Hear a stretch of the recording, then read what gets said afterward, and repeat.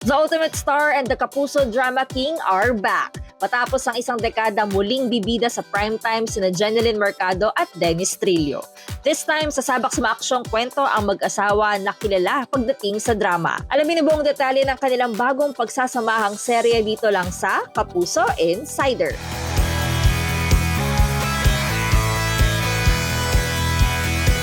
Sa unang pagkakataon, magtatambal sa isang action series ang mag-asawang sina Jeneline Mercado at Dennis Trillo.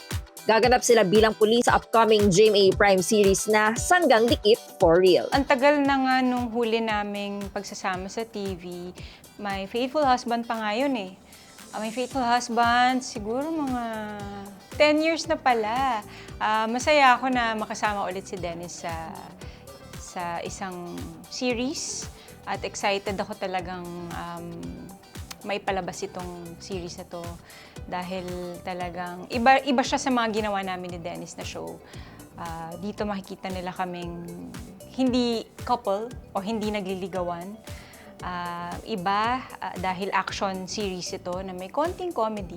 Nag-training pa sina Jen at Dennis ng gun handling at firing kasama ang kanilang co-stars para mas maging makatotohanan ang kanilang pagganap bilang pulis. Nakaka-excite dahil first time namin gagawa ulit and kakaibang genre to dahil ma-action, literal na maraming pasabog, barilan at lahat ng maraming mga eksena na siguro hindi niyo pa nakikitang ginawa naming mag-asawa at first time niyo makikita dito sa programa na to. Ayon kay Jay, na-challenge siya sa role niya sa Sanggang Dikit for Real dahil heavy sa action at stunts ang kanilang mga eksena. Ako talaga, ever since talaga, hindi ako nahilig sa baril. Kahit yung mga fireworks, pagka New Year, ayokong naririnig yung nagugulat ako sa mga putok. So yung baril, nasa harapan mo, pumuputok na hawak mo yung baril, medyo ibang experience yun para sa akin kasi dito ko na-conquer yung fear ko sa baril talaga at sa putok, sa mga blastings, explosions. Sa jiu-jitsu naman, ever since ginagawa ko na siya talaga, nag-jiu-jitsu na ako bago pa ako, siguro pagkapanganak ko pa kay Jazz yun eh. Nagde-training na talaga ako sa jiu-jitsu. So, bumalik lang ako para meron lang akong refresher na sa mga routines, sa mga submissions. At kasi dito yung character ko din dito, black belt ako sa jiu-jitsu. So, kailangan mukhang totoo, di ba? At nagagamit ko rin siya sa mga fight scenes. So, importante na very natural sa akin yung mga ganong movements. Aminado bang nangapa si Jen sa kanyang fight scene, sinisigurado ni Dennis na nakaalalay siya sa kanyang misis. Hands-on din ang aktor pagdating sa kanyang stunts dahil ayaw niyang magpa-double hanggat maaari.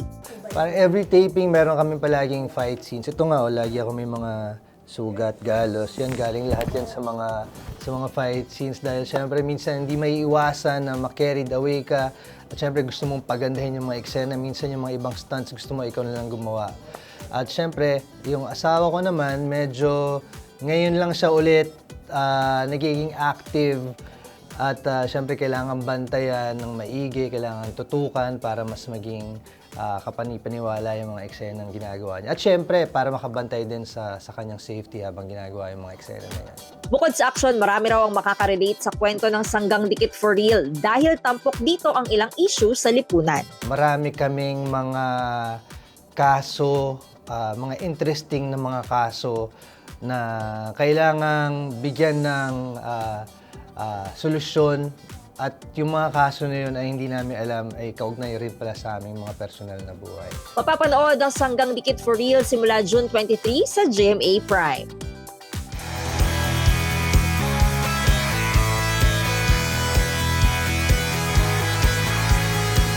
For more exclusive contents about your favorite Kapuso stars and shows, visit gmanetwork.com. Follow us on our social media pages.